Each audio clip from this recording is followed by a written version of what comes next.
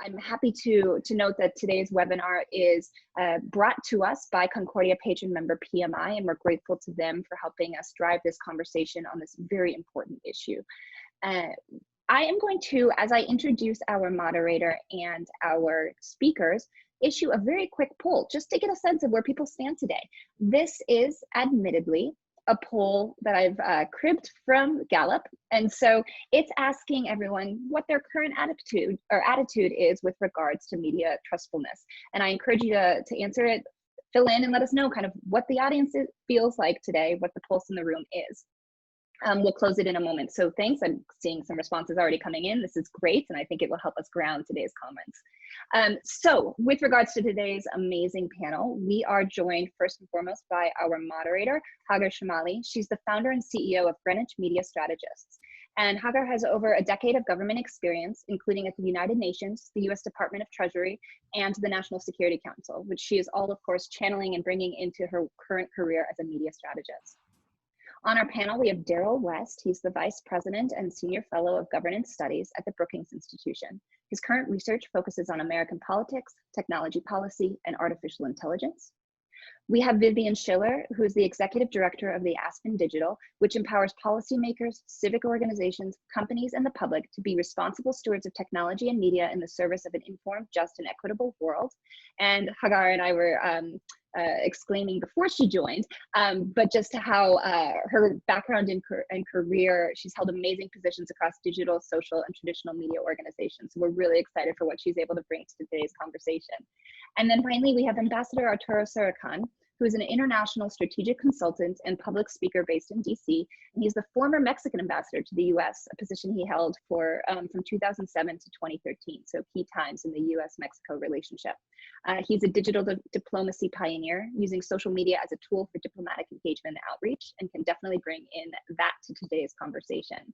So we're so pleased to have this panel bring to light some of the important trends and challenge sets as it pertains to trust in our media and the issues that are currently most contested. With that, I'm pleased to turn over to Hagar. Thank you, Hannah. Thank you for the kind introduction, and thank you for introducing all the speakers. This is, as you said, a super important topic, especially now. It is really fortuitous that we're talking about this in the run-up to the election, given the proliferation of disinformation that we've seen and the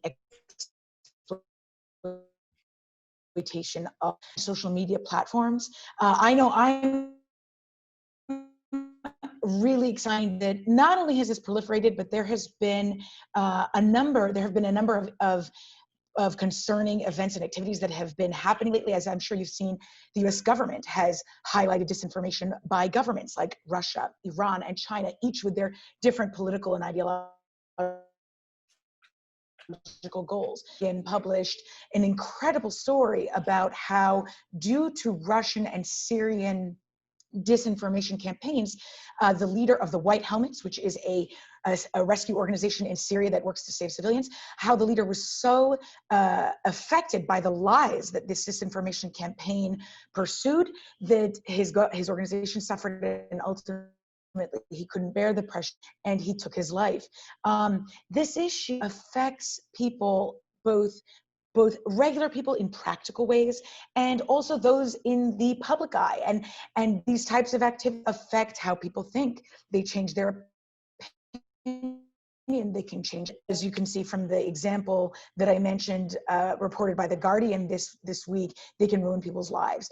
Things like, one of the things you see a lot are women, celebrity women, sometimes not, where their faces are plastered on nude bodies or in pornographic film. You have political leaders not only doing disinformation, but where they may use doctored images, claiming that something is reflective of a certain issue, when in fact, the ambassador of Pakistan a few years ago went to nations and showed a photo of a woman claiming that her injury from Gaza. You have President Trump, who has shared doctored video.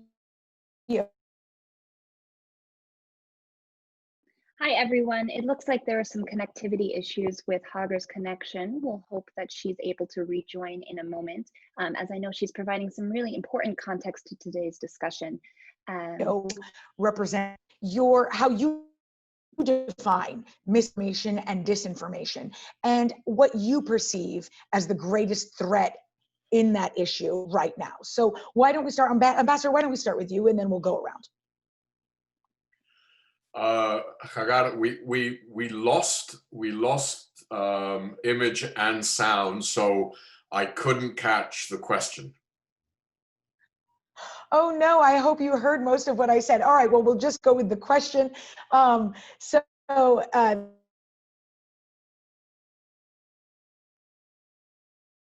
This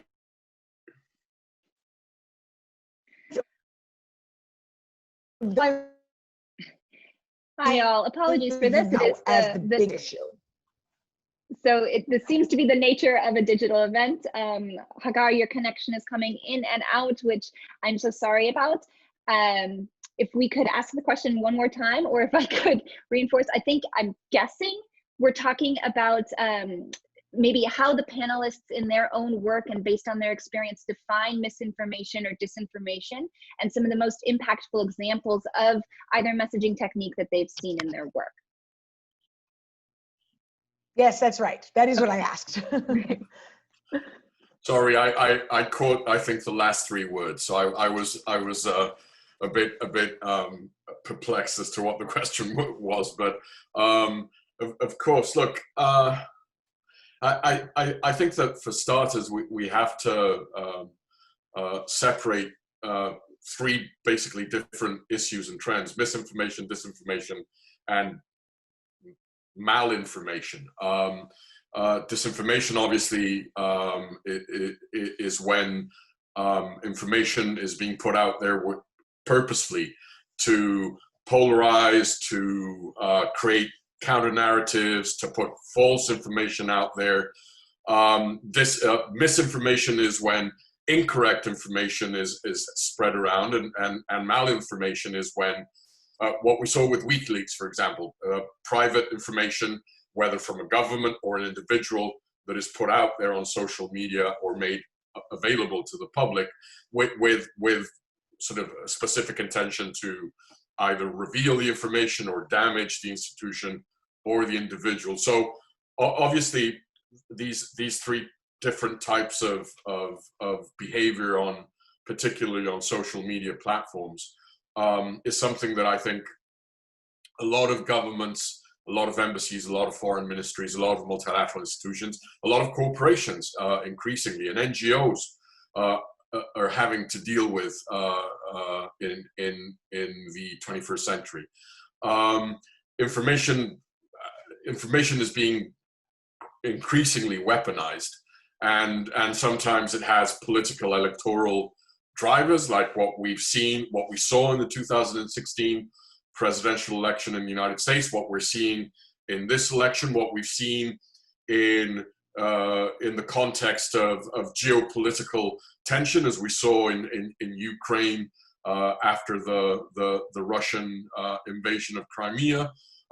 We've seen it used to polarize complex domestic political processes, like we've seen with Brexit, with the Catalonian referendum in Spain. So the challenge is how, as a government practitioner for I'm a recovering diplomat, but I spent 23 years in the Foreign Service, and it was really in the latter part of my career that all these tools became increasingly important as part of our statecraft, but also streetcraft, how we engage, how we communicate, how we try and shape narratives, how we push back against issues that we believe are wrong or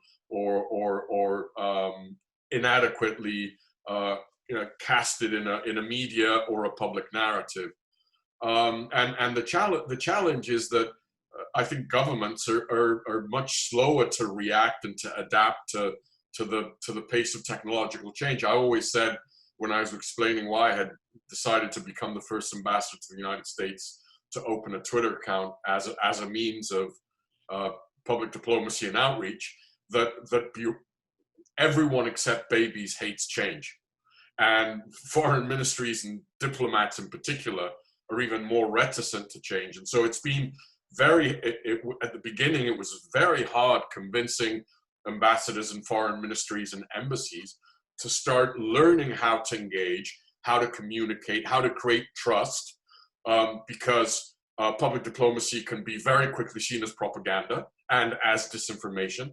And so how you validated information, how you created transparency, how you created credibility, and how you use these tools to engage with publics. And there was one issue, Hagar, which I think was very interesting for me at the outset, because it showed that there was no stovepiping in how you communicate, what you communicate.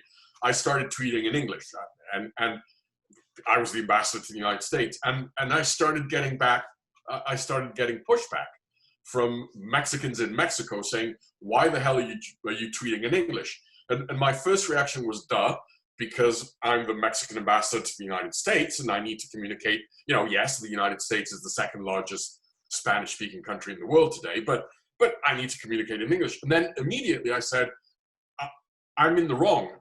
I should be doing it in both languages simultaneously, A, because there are 35 million Mexican Americans living in the United States, but also B, because I can communicate back home what we are doing as an embassy, as a government, in the relationship with the United States, back home in Mexico, explaining what the relationship is about. So I mention this because there's this learning curve which governments need to go through and quickly adapt. And I think as the pace of the impact of these technologies has accelerated and now is turbocharged, and it plays such an important role in how we process information, how we consume information, and how governments, the private sector, NGOs, citizens respond to that, and also seek to neutralize disinformation, misinformation in particular.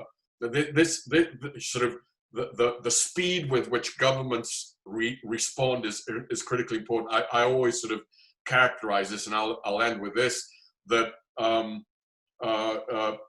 people, thanks to this, are sort of engaging with public policy and politics as if they're using an express elevator to the penthouse.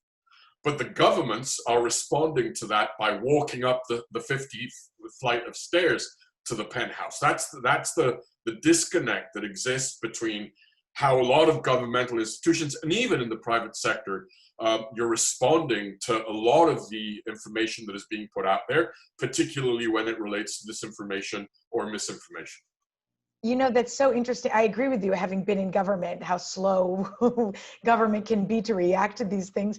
That's a good segue actually to Vivian, because Vivian, your experience, you've been at a number of major news networks, social media platforms, all digital media. You've really been in all of them. Given your experience, how do you also view the misinformation and disinformation and the greatest threats that we face right now in this issue?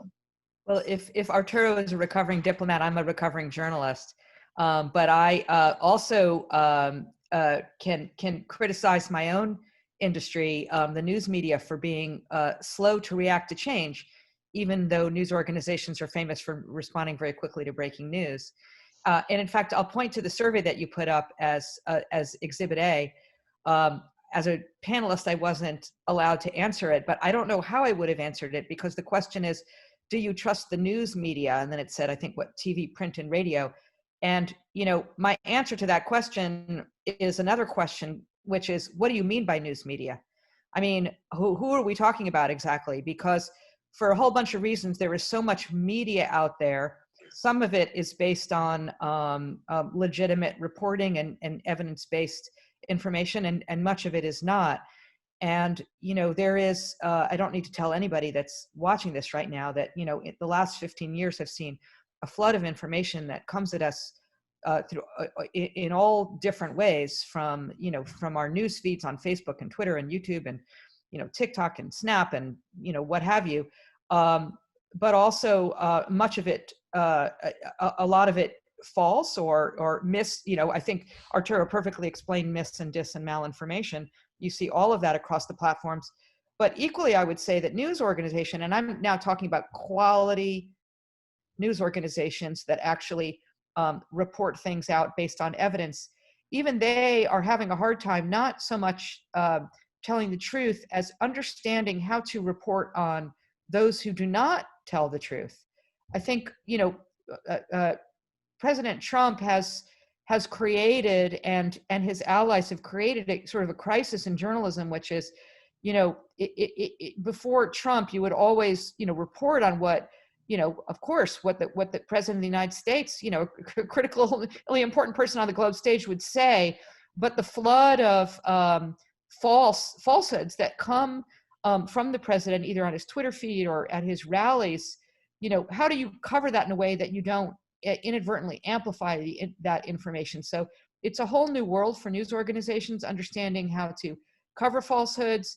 And, it's a colossal crisis and challenge for the platforms who, even with best intentions, it's very hard for them through policies to control the flood of misinformation, without inadvertently suppressing free expression on those platforms. It's really hard. I can't even imagine myself. I have my a world news show on YouTube. And by the way, I had the same reaction to the poll that you did. I kept thinking, well, what media are we talking about? Yeah, no, I had the same question. And even for my own news show, the amount of reading and research I have to do to verify what it is I'm looking at, because I am so terrified of repeating something that is not accurate. And there have been times where I've had to retape segments before putting something out there because I was fooled by something that was exaggerated or just didn't paint the whole full picture. So yeah, no, I fully agree. Daryl, please give us your insight, given the work that you've been doing. You've been working a lot on this issue, and based on what Vivian said, are there solutions that you're looking at? I want to actually hear from all of you on potential solutions, but how are you viewing this issue in terms of greatest threats? What are you most concerned about? And maybe some potential solutions you're looking into. Thank you very much. The part that I'm most worried about is the disinformation part, because disinformation basically refers to deliberate deception and organized efforts to convey false information. So, it's different from people who are just reporting rumors. These are often organized by governments or foreign entities or even domestic actors. It's very systematic in the approach. And when you look at the consequences for our democracy and our civic discourse, the consequences can be quite profound. I mean, just in terms of what happened in 2016, the way that the Russians weaponized information to inflame racial tensions. Now, they didn't create the tensions already exist in American society, but they tried to make it worse. We've seen the same thing this year in terms of the integrity of our election process, like deliberate efforts, both domestically as well as from foreign sources, trying to undermine the legitimacy of our processes, to make Americans not confident about what we're doing. We've seen a lot of it around the topic of mail ballots. There's been a lot of research into mail ballots and absentee ballots. The U.S. military has been using it for years without controversy. A number of American states have been doing it without controversy. There are a lot of built-in safeguards into the process. I vote in D.C., and I know when I cast my absentee ballot, there was a warning saying that if there was any election fraud, you would be subject to a $10,000 fine and or 5 years in the prison. So for people who might think about engaging in ballot fraud, the penalties are quite severe. So we do need to take this very seriously. There are lots of things we should start doing. The tech companies need to get more responsible and more vigilant about taking down false accounts and kind of dealing with the bots that are spreading disinformation. Government certainly has a responsibility in terms of public engagement and public oversight. ordinary people need to take responsibility as well. I mean, Brookings, we've called for digital literacy campaigns that train people how to evaluate online information. What is an authoritative source versus a less authoritative source? How do you distinguish fake news from real news?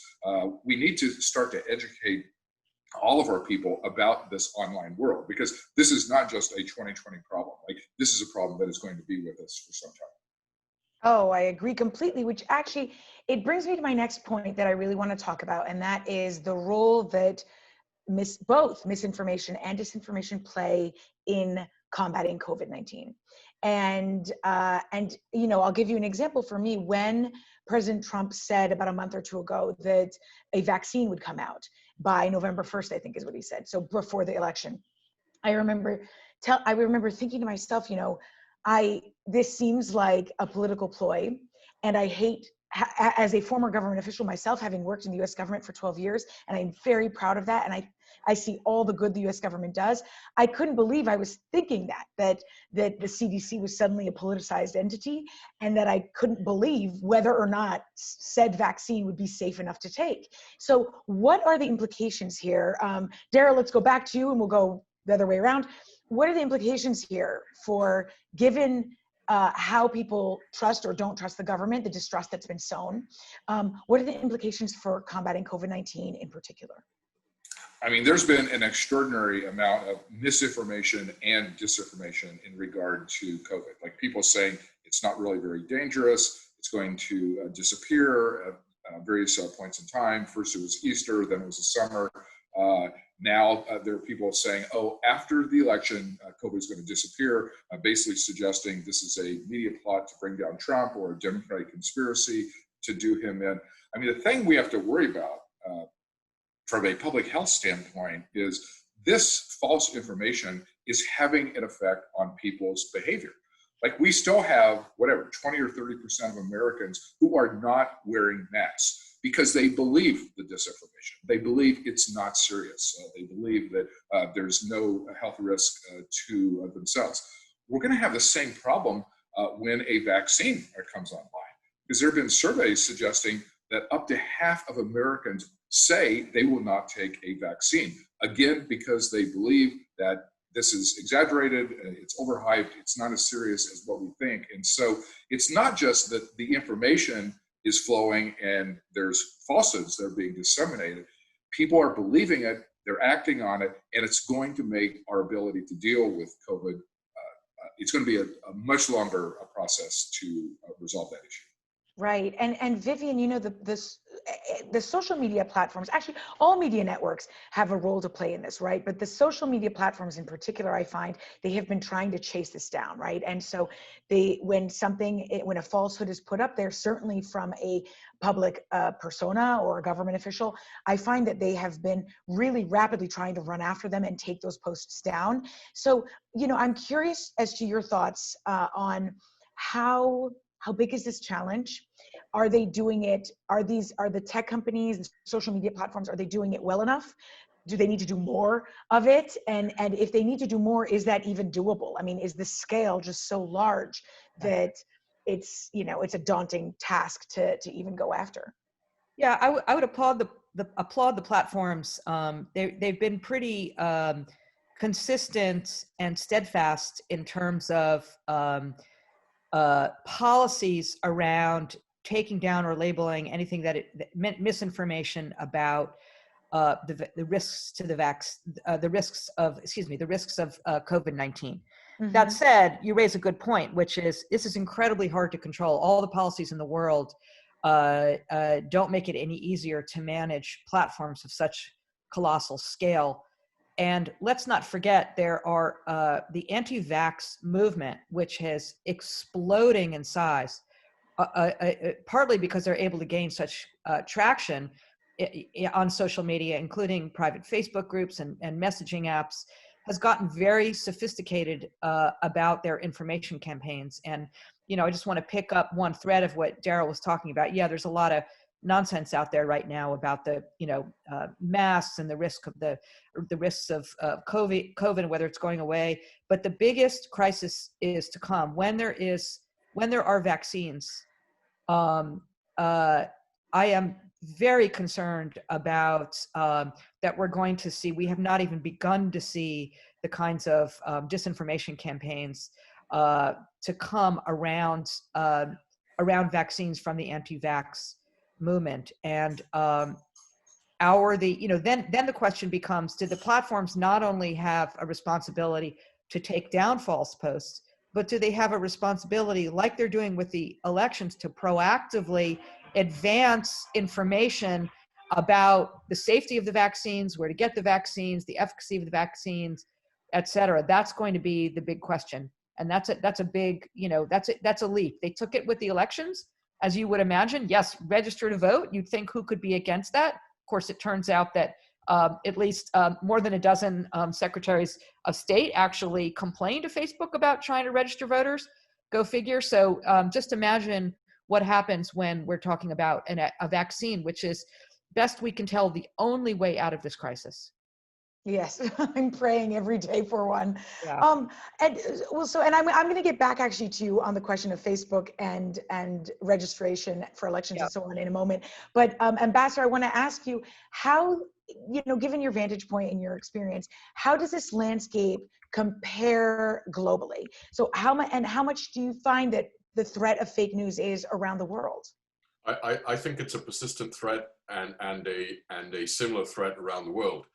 And in fact, with societies that even though they may have less access to bandwidth and to internet, but where the quality of the information, the availability of information is reduced, these types of fake news, disinformation, misinformation are very prevalent. We saw it play out in the elections in Mexico. We've seen it in places like Sri Lanka. It is a real threat, and it happens across the broad arc of public policies, and issues like public health are ripe for this. It's not only the anti-vax movement and what we've seen with COVID around the world. Donald Trump isn't the only leader that has poo-pooed the use of masks and sort of either said that this is a conspiracy or that it's less relevant than the scientific community says it is, and whether it's important to wear face masks or not. This is being replicated around the world. It's happening in Mexico. It's happening in other parts of Latin America, in other parts of Africa and Asia. You see it sometimes being spread by individuals, groups with a political agenda, but you also see it from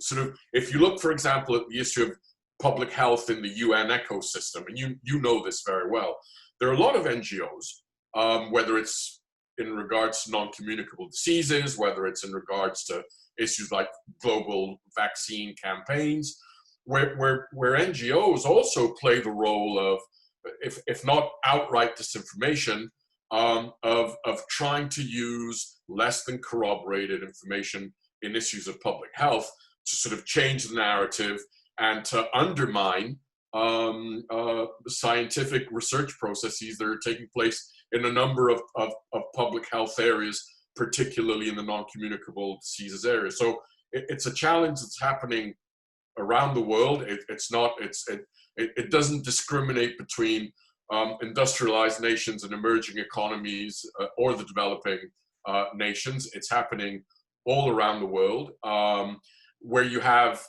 stronger ecosystems like the ones that you have in the United States, where the media can play the role that Vivian is describing of how you filter, how you not only alert, but whether you start guiding publics towards bona fide, verified information.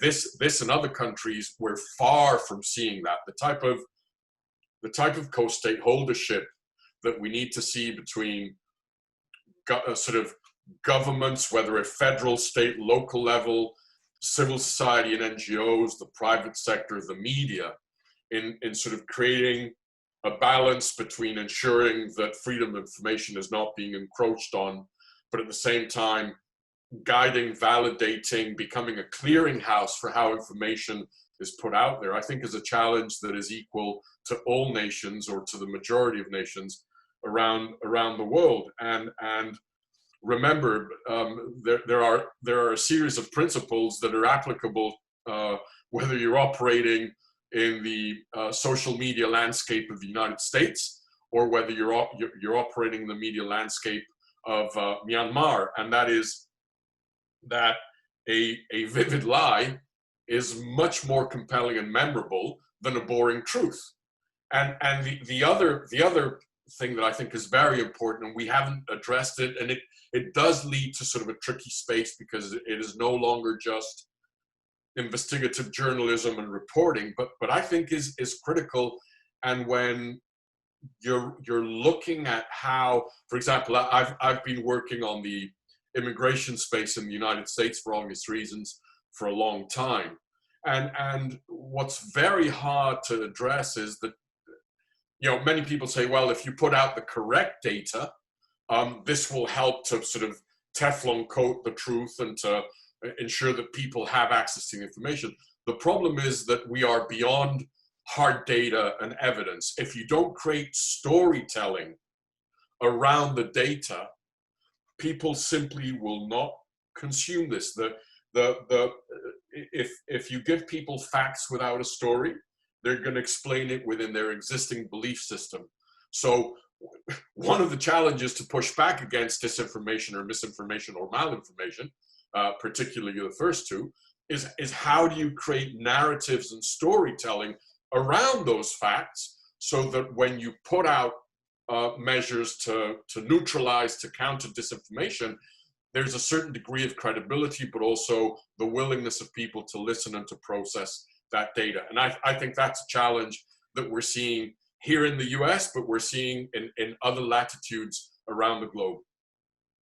Well, and I hope that it can only get better from here. Vivian, I want to go back to the elections and tech companies, in particular, social media platforms.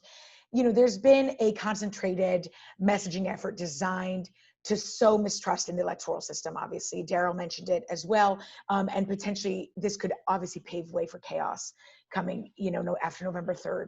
How do you see foreign and domestic actors meddling in information access, especially on social media platforms? And are tech giants like Facebook and others and Twitter, are they doing enough to counteract? I know we talked about how proactive they've been for COVID elections, and when you're talking about foreign actors, it just feels like it adds this whole other layer.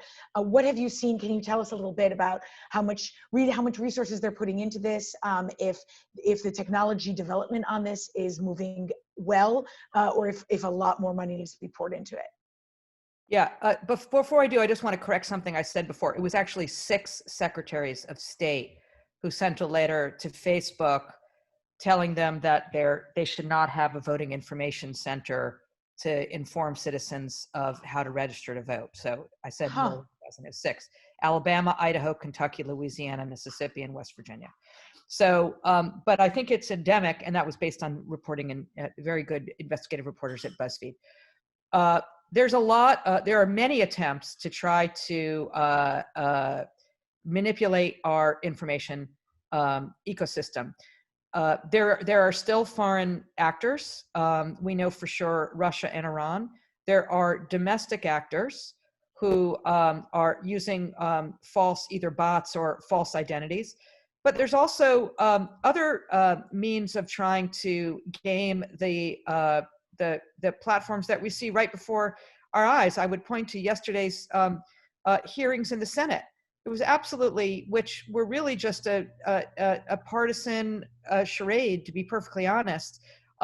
It was supposed to be about Section 230, which we can talk about in another session, which protects the platforms from liability for posts that are put up by the public or for making any moderation. But it was clearly the point of having that a few days before the election was to try to work the refs, as they say, in my opinion, so that the social media platforms do not think before they take down misinformation about voting or the outcomes. It is very worrying The President of the United States has said that he will not necessarily accept the results of the election. The President of the United States in recent days, I mean, these are his own words, I'm not putting words in his mouth, has said in rallies that any vote that is not counted on election night should be disqualified. These are affronts to the democratic process and to a free and fair election. And so it's going to be really important, obviously, for news organizations, but also for the platforms. And they have stated that they will not allow any premature declarations of victory. They will not allow misinformation or disinformation or malinformation about where and how to vote. But that said, are they doing enough? Of course, they're not doing enough. I mean, you know, there's plenty of misinformation that is flying around the platforms that they either don't have control of or don't want to take control of for, you know, either commercial reasons, political reasons, or reasons of not having enough people to manage it. Wow, yeah, it feels like our work is really cut out for us, or for them, I guess. It makes me wonder too. I mean, us as the public. Yes, I was going to say. We have a co-responsibility in all of this.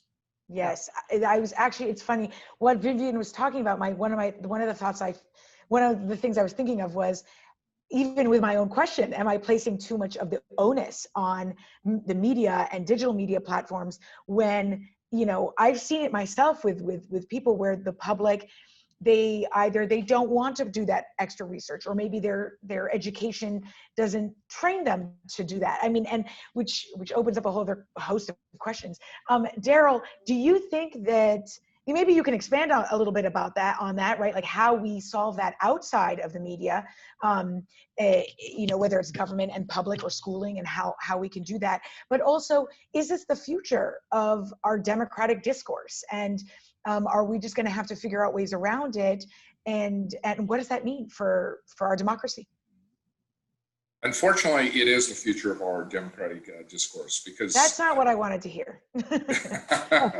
Yes, I wish I could present a more optimistic message, but until we get a better handle on this, it's clear there are going to be excesses, abuses, exaggerations, and outright falsehoods. So there are problems on every front, and each time there's a campaign, people learn all the new tools for engaging in manipulation. So you basically see a scaling up effect. It started with the Russians, but it has not stopped with them. And then you have the Iranians, the Chinese, and a lot of Americans now are engaging in exactly the same types of behaviors. So in going forward, we have to get more serious about understanding how this operates and what we can do to combat it. And there are things tech companies need to do. There are things that governments need to do, and things that consumers need to do. On the tech company front, they have to get much more aggressive than they have been. Now, they have moved in the right direction in the sense of they now are taking down fake accounts and trying to slow the spread of obviously false information. All that is to the good. Brookings President John Allen and I have a new book about AI called Turning Point, and we argue AI can be part of the solution. It's part of the problem, but it also can be part of the solution in the sense that AI can help to identify the false accounts that are spreading the disinformation. So as the speed of the disinformation speeds up, AI can help deal with that. But the companies also need to become more transparent about how they're dealing with these types of issues. I mean, there are some things that are obviously false, and so it's an easy decision to take them down. There are other things that start to move into a gray area, and it's not always clear what the principles are that these companies are using, either to take information down or to allow it to continue to disseminate. And so I think, given the centrality of these platforms in public communications of these days, and especially among young people who get a lot more of their information from social media than the traditional media, we need a better understanding of how they're operating and what they are doing. Well, so Daryl, I'll kick this back to you, because this being Concordia, we like to discuss the whole of society approach to address this challenge and the opportunity that could exist with public-private partnerships. So what do you find? I mean, you talked about the role of government and regulation.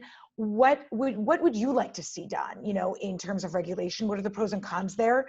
And how might partnerships mitigate concerns or drive positive outcomes? Well, for the last 30 years, we've been in this era called permissionless innovation, where essentially we brought a libertarian stance to technology policy and delegated almost all the major decisions to the companies. I have argued on our Tech Tank blog at Brookings, that era is coming to an end, if not actually having ended. I think as we move into 2021, there's going to be more public engagement, public oversight, and public regulation. And by the way, the tech companies know that things are out of control. A number of leading tech CEOs have called for more government regulation. They know there's a problem. They know there are things they need to do, but they also are looking to government to start to kind of tame the chaos and the disorder that is out there. So there are lots of things that are percolating in terms of competition policy, antitrust issues. We need a national privacy bill to deal with various problems. We need to think about reforming the Section 230 provision, which was part of the 1996 Communications Act, that basically exempted the large platforms from any legal liability. Now, we're starting to chip away at that. So, for example, if human trafficking takes place on a platform, Congress already has passed a bill saying they can be held liable for what happens. I think what we're going to see starting next year and thereafter is there are going to be more cases like that, like outright abuses that basically everybody would condemn, and basically telling the large platforms, we're going to hold you responsible in these areas. These areas are so problematic and so abusive that you can no longer have complete legal liability on how you handle those issues. Right. I want to ask, Vivian, based on your experiences, what news literacy programs have proven successful? Do you think, and are there features of it that should be widely adopted? And then if you could add to that a question that I'd like each of you to answer, and it'll be the final question before we move on, is what is the best thing people can do to verify their media and information sources? So Vivian, can you start with answering both questions, and then I'd like to kick it to the ambassador and Daryl to each give their recommendations. Sorry, I'm good at the risk of sounding like a presidential candidate in a debate. Can I just respond to something that Daryl said first? Sure, please. Of course. I agree that there are a lot of, I just want to say as a counter, I'm a little, there's a lot of discussion about what should happen with Section 230. The flip side of that, Section 230 enables a lot of really positive stuff. It enables Yelp reviews. It enables Wikipedia.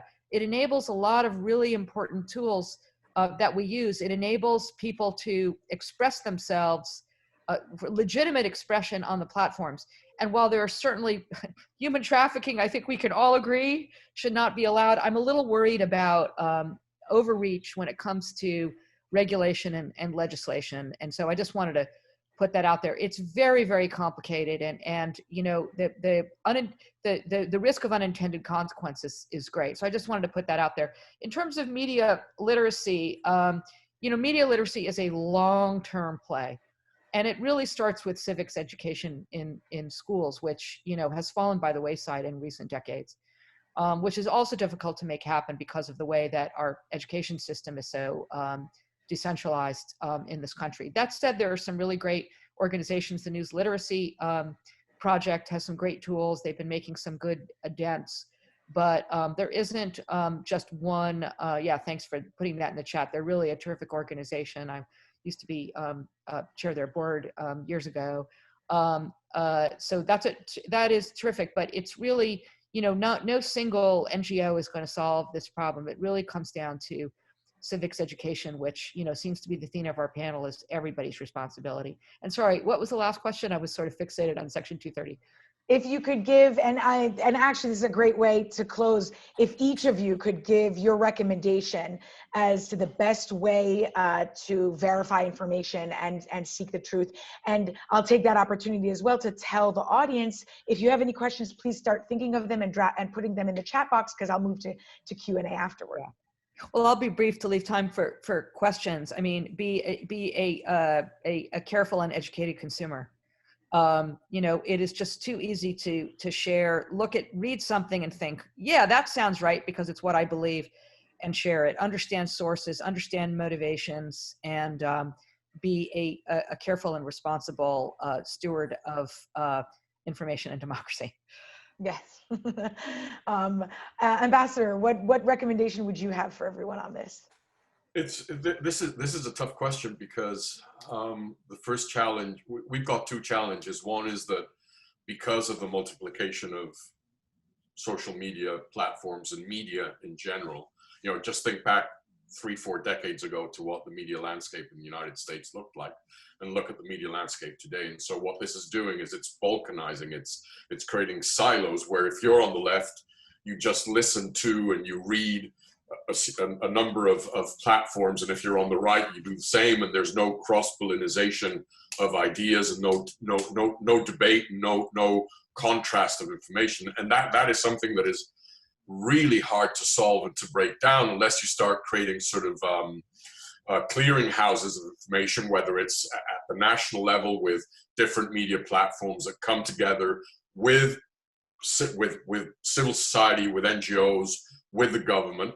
But then again, when you've got a government like the one that we have today in the United States, or the one that we have in Mexico, or the one that you see in Brazil, where from the presidential bully pulpit, the media is being constantly attacked as liars and fake news, and that they're against us. That breaks trust. And so how do you foster trust in bona fide media platforms is a huge issue. So maybe there's something to be said about multilateral efforts, sort of a tongue-in-cheek coalition of the willing of countries that, particularly in specific issues, and again, you know, because of COVID, the idea of public health issues could be a good place to start, where you start creating a clearinghouse of information that is validated by multilateral organizations and by a number of countries that believe in that effort. Because at the end of the day, and this is what I would like to end with, because I think it is, as someone who dedicated his whole career to the relationship with the United States and who is a profound admirer of this country, and you look at what has happened, particularly in the last 4 years, all you need to do to poison a country is to poison its stories. And